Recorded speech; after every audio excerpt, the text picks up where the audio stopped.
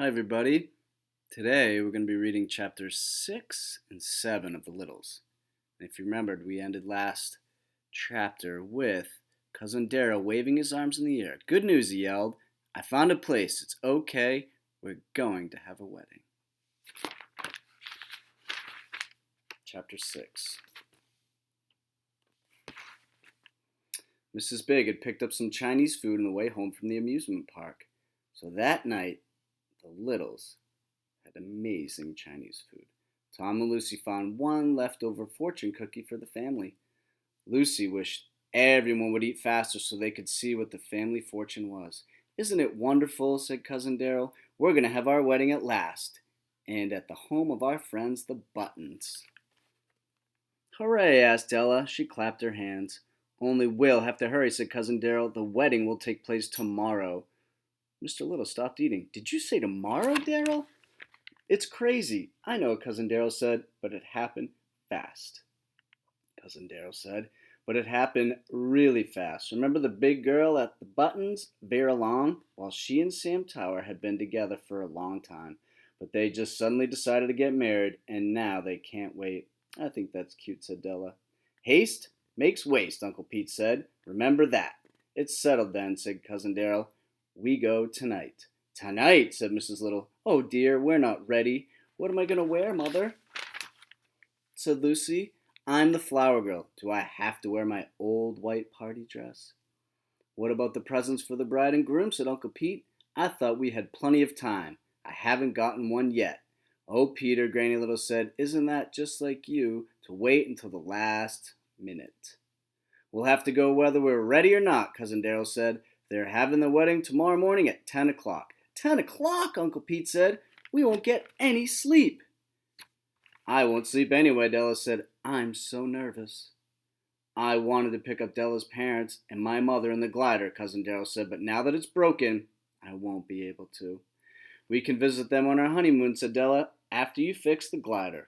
I'll work on Lucy's dress on the way to the Buttons. Granny Little said, if there's enough moonlight, and if I can get the ride on Hildy the cat, maybe I can do something with that old dress to make it look different. Mr. Little got up from the table. We'd better start packing, he said. Tom, find Hildy. Take her to the cellar. We'll leave from there. Della jumped up and began taking dishes off the table. I'll wash the dishes, she said. Wait, everyone, said Lucy. We forgot about the fortune cookie. I think Della should open it, Granny Little said. Yes, yes, the Littles agreed. Della took a knife and began cutting pieces from the fortune cookie. And here they are, sitting around the table.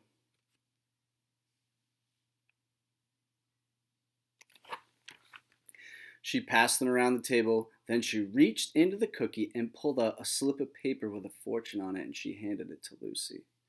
You read it, Lucy, she said. Then she smiled. Maybe you'll bring us good luck.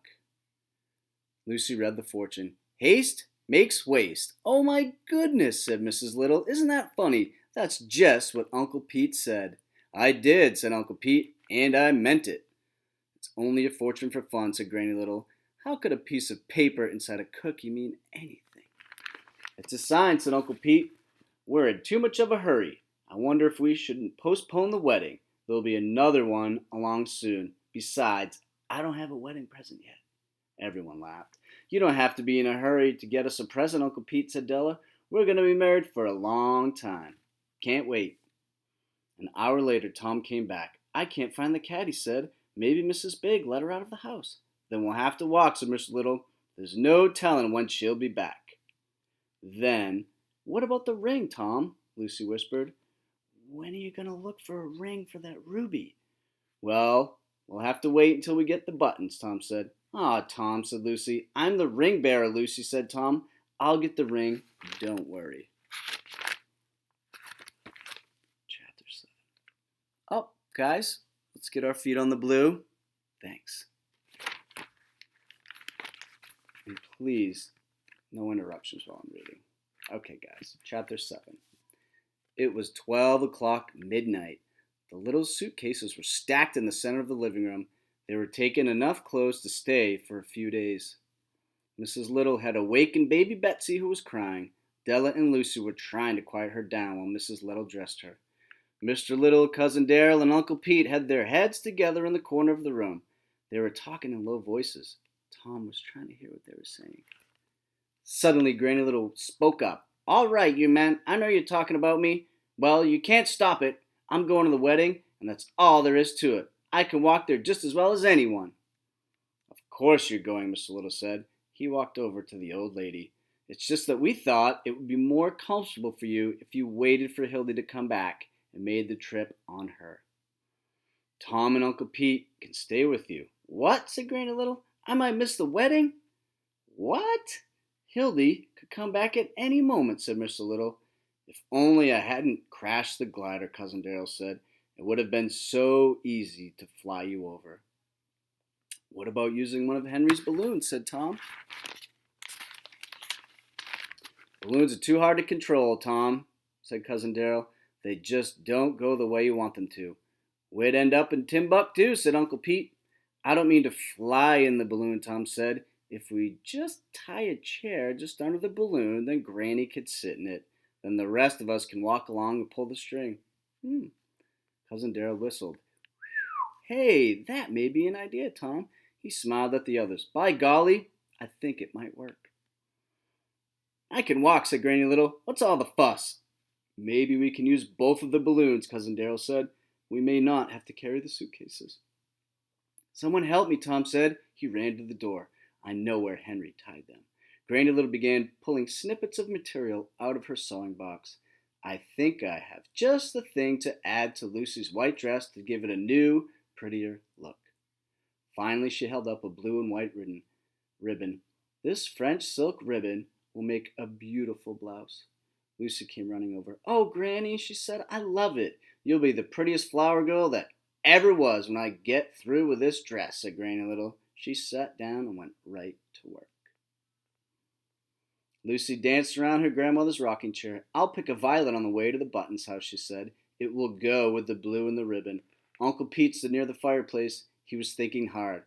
Suddenly he smiled. "I know just the thing for a wedding present," he said. Then he limped over to where Della was helping Mrs. Little pack. "How would you and Darrell like a picture of President George Washington, my dear? I have a rare old 10-cent stamp given to me by my grandfather. It's issued in 1847. That's a long time ago." "Why, that sounds wonderful, Uncle Pete," Della said. "We could frame it and put it over the fireplace when we get a fireplace." Okay, guys, that was the end of chapter 7. You could do some reading today or write a response. I hope everyone's doing great. Talk to you soon. Bye.